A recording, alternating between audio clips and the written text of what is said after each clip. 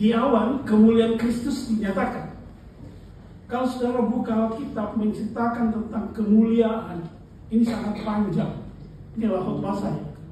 Dan dari sinilah kemuliaan itu nyata.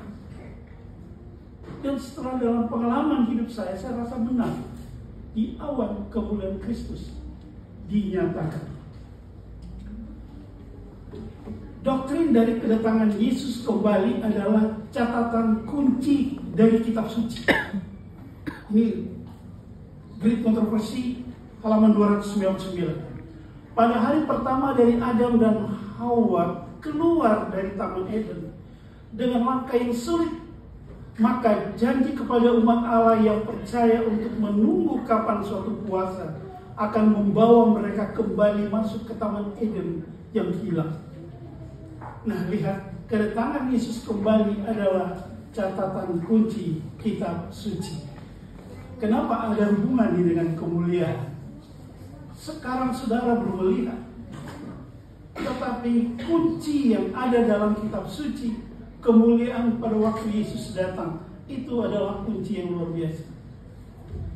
Langkah pertama waktu Adam dan Hawa keluar dari Taman Eden, dan dia akan kembali masuk ke dalam surga. Itulah idaman daripada kita semua yang mau belajar firman Tuhan. Saudara-saudara, saya siang dan malam selalu membaca. 4 jam saya satu hari harus membaca. Dari banyaknya buku, Alkitab inilah yang menjadi satu pedoman yang luar biasa. Maaf saudara, rajinlah membaca.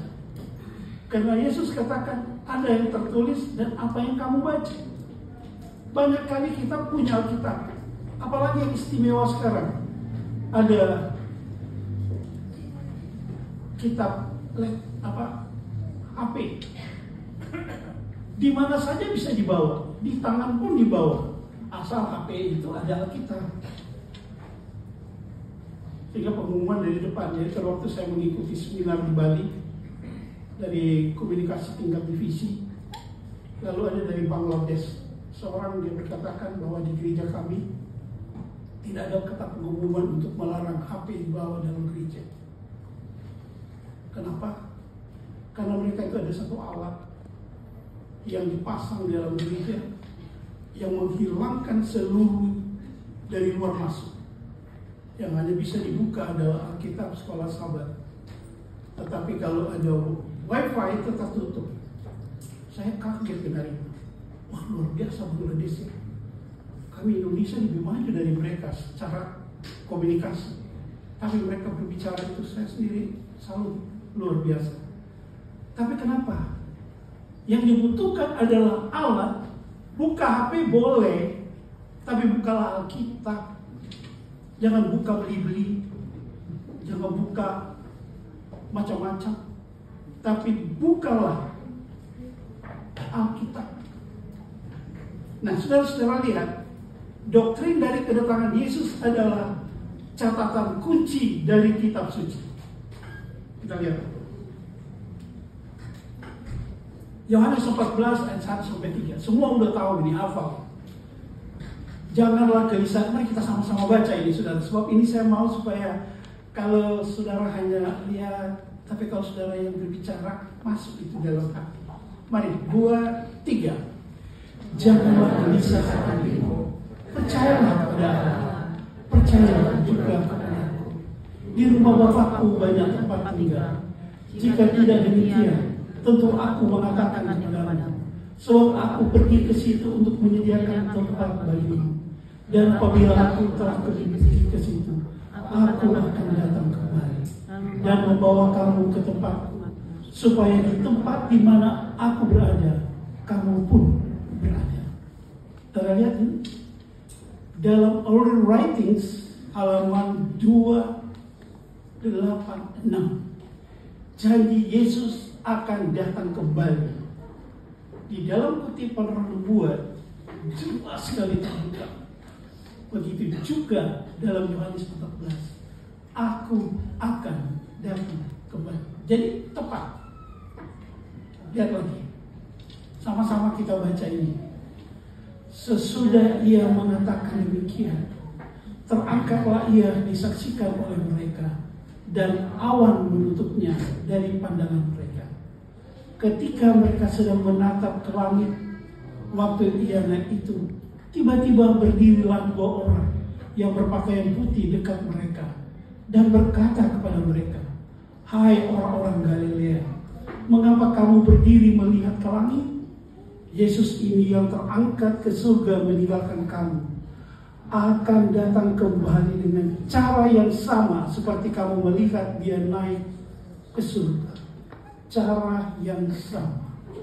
Testimonies volume 2, halaman 194 dan 195. Saya baca itu dan bercucur ke air mata. Dan The Side of Ages 831 dan 832. Yesus pada waktu dia mau diangkat ke surga, dia bilang dia akan datang dengan cara yang sama seperti kamu melihat dia naik ke surga.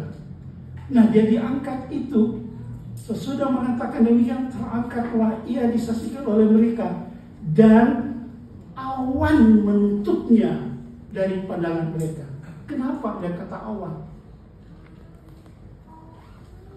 Wahyu 1 ayat 7. Lihatlah, ia datang dengan awan-awan, dan setiap mata akan melihat dia. Juga mereka yang telah menikam dia, dan semua bangsa di bumi akan meratapi dia. Ya, amin. Wahyu 1 ayat 7. Yesus datang dengan awan-awan, dan setiap mata akan melihat dia. Yesus naik dengan awan, dan dia turun juga dengan awan-awan. Yesus datang kembali dengan cara yang sama seperti dia naik ke surga dalam kutipan tadi. Jadi kita akan belajar kenapa dia menggunakan awan. Saya berkorban mau pakai kata-kata, Pak. Saya pakai ayat. Mari kita baca sama-sama supaya saudara lebih masuk di sini. 2, 3. Pada waktu itu akan tampak tanda Anak Manusia di langit, dan semua bangsa di bumi akan meratap, dan mereka akan melihat Anak Manusia itu datang di atas awan-awan di langit dengan segala kekuasaan dan kemuliaannya. Lihat, datang di awan-awan dengan kemuliaannya, kekuasaan dan kemuliaannya. Bapak, kamu datang dengan awan. Berarti saya harus belajar kenapa ada awan. Dia pergi pakai awan, kembali dengan awan. Saya selidiki Alkitab, saudara baca Alkitab. Banyak masalah yang saudara harus hadapi dengan rajin membaca firman Tuhan. Mengapa Tuhan menggunakan awan? Ini saudara-saudara yang sudah punya HP, boleh saudara foto, saudara ceklik, dan saudara bawa pulang ke rumah, saudara kirim kembali. Mengapa Tuhan mempergunakan awan? Keluaran 13:31. Tuhan berjalan di depan mereka pada siang hari dalam tiang awan untuk menuntun mereka di jalan, dan pada waktu malam dalam tiang api dan menerangi mereka sehingga mereka dapat berjalan siang dan malam. Dengan kata lain, awan sebagai alat penuntun. Jadi awan menuntun karena Tuhan berjalan di depan mereka siang hari di dalam tiang awan. Jadi awan sebagai alat penuntun. Apalagi? Jadi kenapa Tuhan menggunakan awan sebagai penuntun? Jadi kalau saudara mungkin dalam keadaan susah, keluarlah saudara, lihat awan. Awan rupanya ini adalah penuntun aku.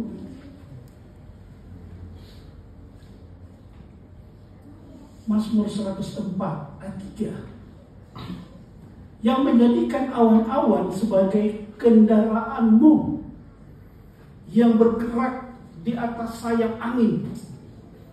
Awan sebagai kendaraan. Tuhan pakai itu sebagai kendaraan. Jadi sebagai penuntun dan sebagai kendaraan. Mengapa Tuhan pakai itu?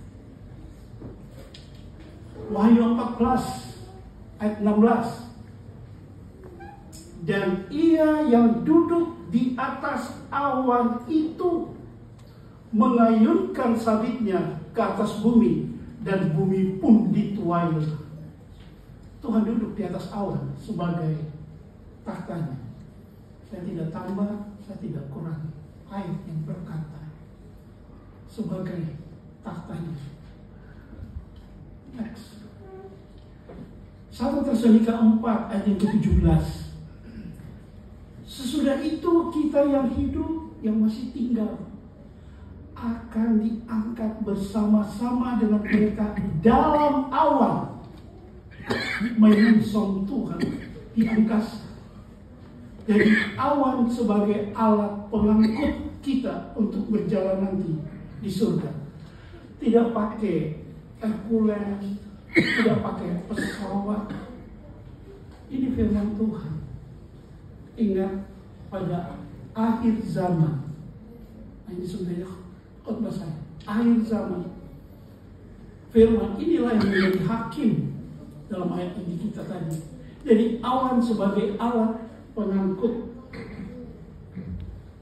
Nah, mengapa Tuhan melarang? Selanjutnya, Keluaran 16 ayat 10. Dan sedang Harun berbicara kepada segenap jemaat Israel, mereka memalingkan mukanya ke arah padang gurun, maka tampaklah kemuliaan Tuhan dalam awan. Awan menampakkan kemuliaan Tuhan. Jadi awan menampakkan kemuliaan Tuhan. Kenapa awan? Maka itulah judul saya. Awan adalah kemuliaan Tuhan. Pada waktu itu orang akan melihat Anak manusia datang dari dalam awan-awan dengan segenap kekuasaan dan kemuliaannya. Jadi Yesus datang dalam awan dengan segala kekuasaan dan kemuliaannya. Testimonies volume 2 halaman 41. Saudara kalau baca ayat ini dan kutipan ini,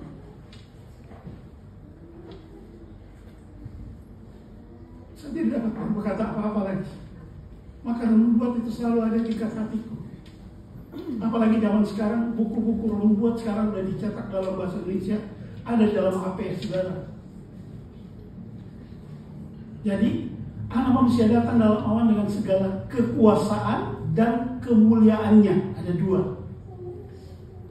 Apabila ia datang dalam kemuliaannya, ya, dalam kemuliaan Bapa dan malaikat-malaikat kudus, dalam The Fire of Ages halaman 739, 3 kali lipat kemuliaan Yesus, kemuliaan Bapa, dan kemuliaan malaikat-malaikat. Saudara lihat ini di awan. Apabila saudara susah, keluar, lihat awan. Wah, awan tenang. Saya senang sekali waktu pulang, saya lihat kok tiba-tiba gelap. Tahu malam hujan. Aduh, sudah berapa hari tidak lihat hujan. Tapi kalau saya lari pagi, saya lihat awan. Oh Tuhan, di awan ini akan mulia. Luar biasa. Saudara-saudara, ini firman Tuhan yang berkata, Pak Samuel Tirayu tidak seorang khotbah. Saya hanya memberikan bukti fakta yang nyata di depan saudara. Jadi 3 kali lipat kemuliaan Yesus, Bapa, dan malaikat-malaikatnya. Kita uji. Jadi kemuliaan Yesus, Bapa, dan malaikat-malaikat. Saudara lihat ini buktinya. Lalu Yesus berubah rupa di depan mata mereka. Wajahnya seperti matahari dan pakaiannya menjadi putih bersinar seperti terang. Jadi kemuliaan Yesus itu adalah wajahnya seperti matahari pakaiannya bersinar seperti terang. Acts and Apostle halaman 33.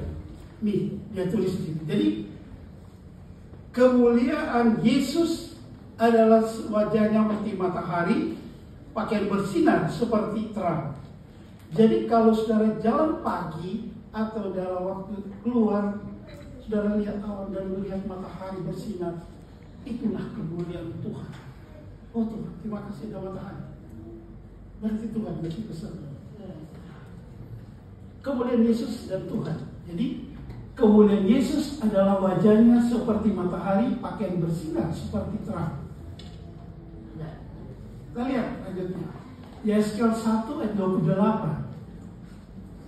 Seperti busur pelangi yang terlihat pada musim hujan di awan-awan. Demikian kelihatan sinar yang mengelilingi. Begitulah kelihatan gambar kemuliaan Tuhan. Tatkala aku melihatnya, aku sembah sujud. Lalu ku dengar suara Dia yang berfirman. Jadi Yeskel, saudara lihat, dia waktu mendengar, kau lihat seperti ada busur pelangi. Pada waktu saya ikut penetaran mengenai fotografer, terus dosen itu bilang, guru bagian penata itu, kapan kamu bisa mengambil gambar pelangi? Kalau bisa, kita coba. Lalu keluar semua pakai kamera. Begitu keluar tunggu pelangi, nggak muncul tuh pelangi. Lalu sudah mau sore, enggak. Makanya dosen bilang, kapan pelangi bisa dilihat? Kapan kami bisa bikin kamera tentang pelangi? Hanya orang-orang yang tertentu, karena kemuliaan Tuhan ada. Tapi kalian punya kamera ada dalam hati. Yeskel 1 ayat 28. Kemuliaan Tuhan seperti busur pelangi. Berbahagia kalau saudara bisa lihat pelangi pada waktu dekat hujan. Terus berkata, wah, inilah kemuliaan Tuhan. Jadi kemuliaan Yesus wajahnya seperti matahari, kalau kemuliaan Tuhan seperti busur pelangi. Keluaran 24 ayat 16 dan 17. Kemuliaan Tuhan diam di atas gunung Sinai, dan awan itu menutupinya. 6 hari lamanya, pada hari ke-7 dipanggilnya Musa dari tengah-tengah awan itu. Tampaknya kemuliaan Tuhan seperti api yang menghanguskan di puncak gunung itu pada pemandangan orang Israel. Jadi lihat, 605.000 orang. Itu ayat itu tulis, 605.000 orang berkeliling-keliling di dalam bukit itu. Lalu saya mulai hitung-hitung, kalau 603.000 orang, karenanya kalau ada upacara 17 Agustus di istana paling tinggi 15.000 pun udah banyak. Tapi itu 605.000 orang untuk mendengar lihat kemuliaan Tuhan. Keliling bukit Sinai itu tampak kemuliaan Tuhan. Jadi kemuliaan Tuhan seperti api yang menghanguskan. Jadi dari kemuliaan Tuhan sudah tahu, oh iya, demikianlah. Jadi kemuliaan Yesus dan Tuhan. Jadi kemuliaan Yesus wajahnya seperti matahari, pakaian bersinar seperti terang, dan kemuliaan Tuhan seperti busur pelangi. Dan kemuliaan Tuhan juga sebagai api yang menghanguskan. Luar biasa saudara. Hanya kemuliaannya aja. Sekarang kita cari dulu kemuliaan siapa ini. Matius 28 ayat 1 dan 2. Maka terjadilah gempa bumi yang hebat, sebab seorang malaikat Tuhan yang turun dari langit datang ke batu itu dan menggulingkannya, lalu duduklah di atasnya. Wajahnya bagaikan kilat, pakaiannya putih bagaikan salju. Kemuliaan seorang malaikat Tuhan, wajahnya bagaikan kilat, pakaiannya putih bagaikan salju. Jadi saudara, kalau melihat kilat, saudara bisa masukkan, oh, bukan main. Kemuliaan malaikat itu datang. Tapi banyak orang sekarang dengan pengetahuan modern, kilat itu kan terjadi oleh gesekan O2 dan lain-lain sebagainya. Tapi saya tidak, dalam Alkitab saya percaya kalau saya mendengar kilat, apalagi kalau guru, guntur ya, guru. Dalam Alkitab dikatakan itu adalah suara Allah. Dan setiap kali dengan guru, saya berdoa, Tuhan terima kasih, Tuhan menjawab doa saya dengan guru yang Tuhan datang. Tapi itu hanya kalau saudara pilih or not, tergantung, tapi saya percaya itu. Penjaga-penjaga itu gentar ketakutan dan menjadi seperti orang-orang mati. Lihat, akibat dari kemuliaan seorang malaikat Tuhan, penjaga itu gentar ketakutan, menjadi seperti orang-orang mati. Hanya dengan kemuliaan seorang malaikat. Bagaimana kalau banyak? Apabila anak manusia datang dalam kemuliaannya dan semua malaikat bersama-sama dengan dia, maka ia bersemayam di atas takhta kemuliaannya. Matius 25 ayat 31. Yesus datang dengan semua malaikat. Dan lihat, Tuhan sendiri mukanya seperti matahari, seperti busur pelangi, dan juga seperti kilat.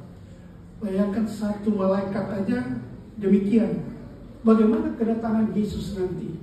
Semua malaikat bersama-sama dengan dia. Wahyu 5 ayat 11. Maka aku melihat dengan suara banyak malaikat sekeliling takhta, makhluk-makhluk dan tua-tua itu.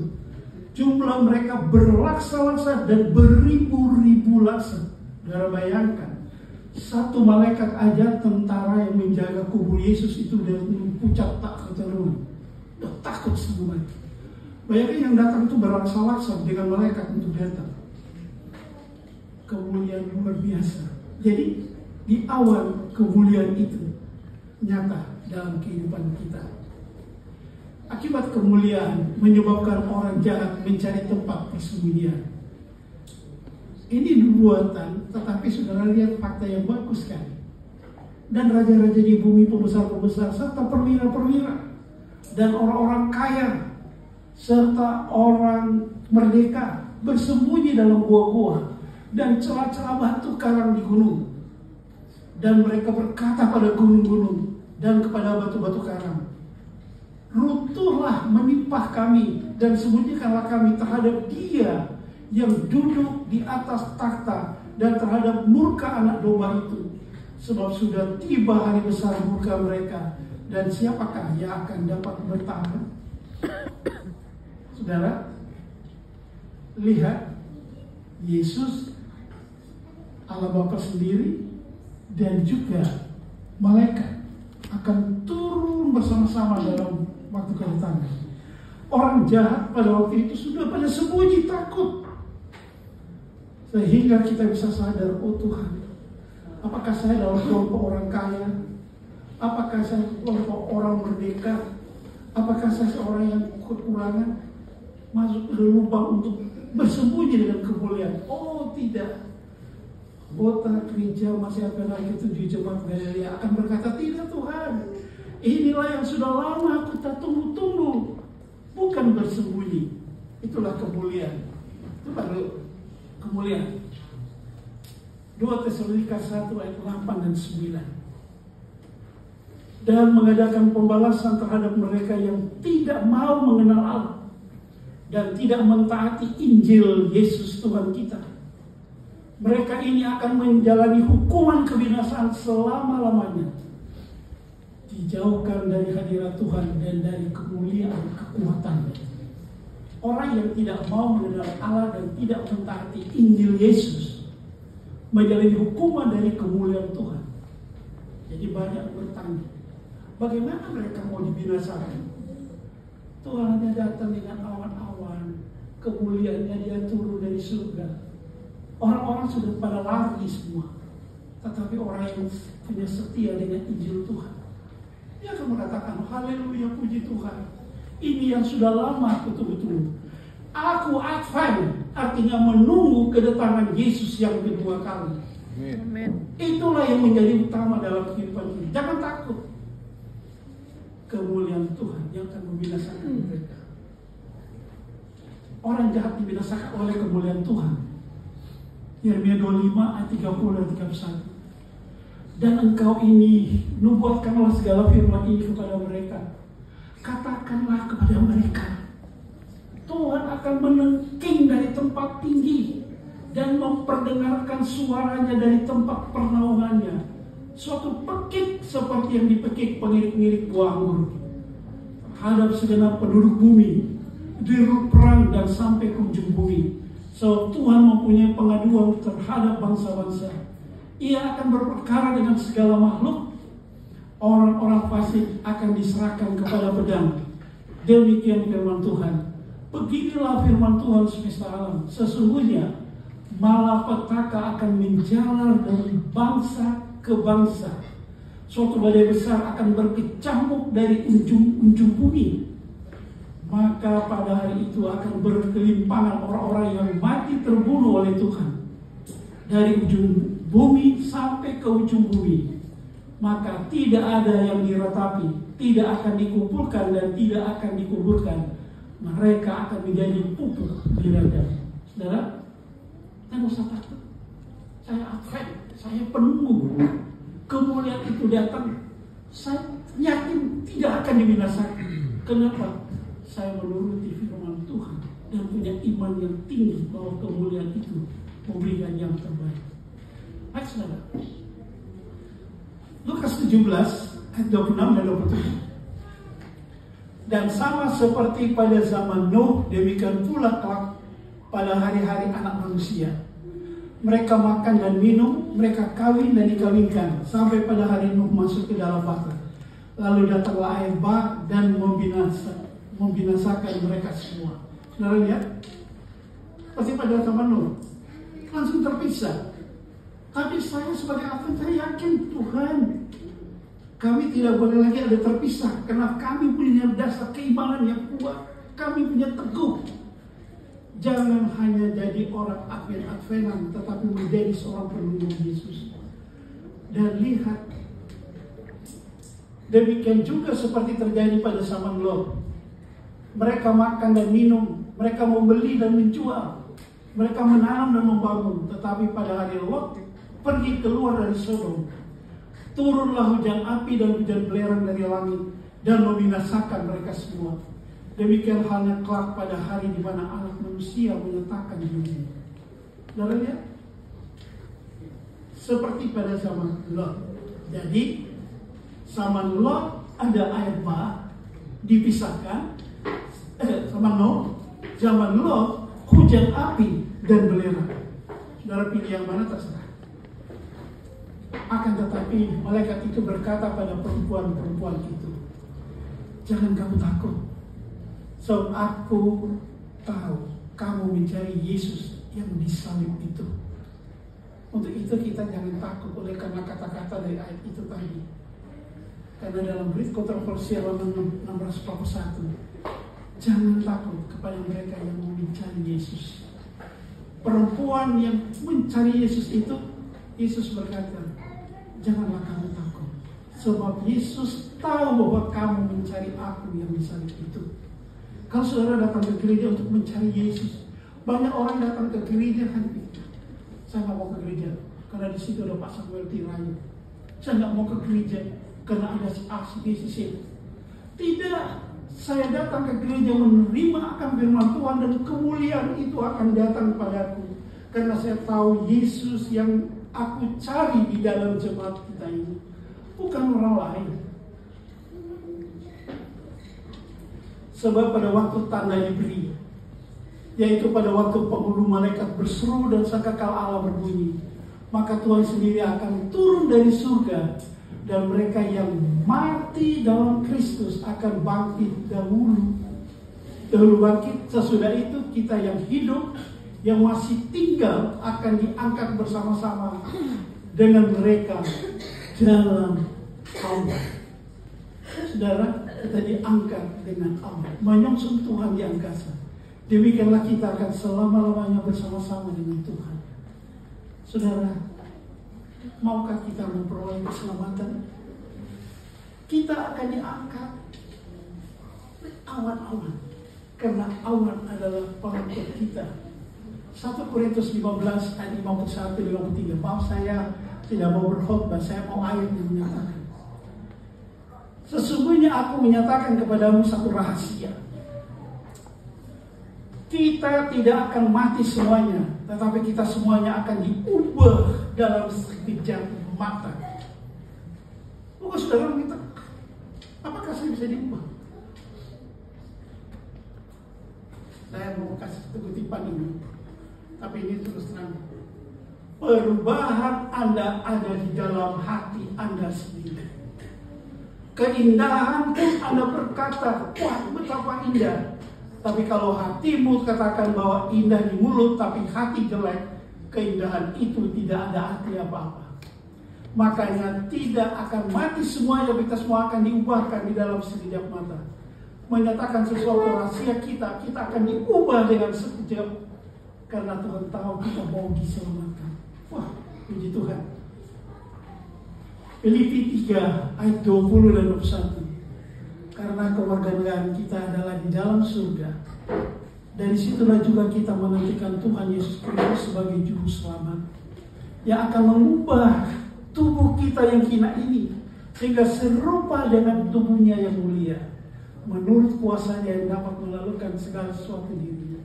Tuhan, kok saya dalam kehidupan selalu begini, sudah mata kabur, sudah otak Alzheimer, lalu tangan kiri lagi sudah mulai karena penyakit dan lain sebagainya. Tuhan bilang, jangan takut. Semua itu akan diubah. Tubuh kita yang hina ini akan serupa dengan tubuh Tuhan. Amin. Yang mulia itu.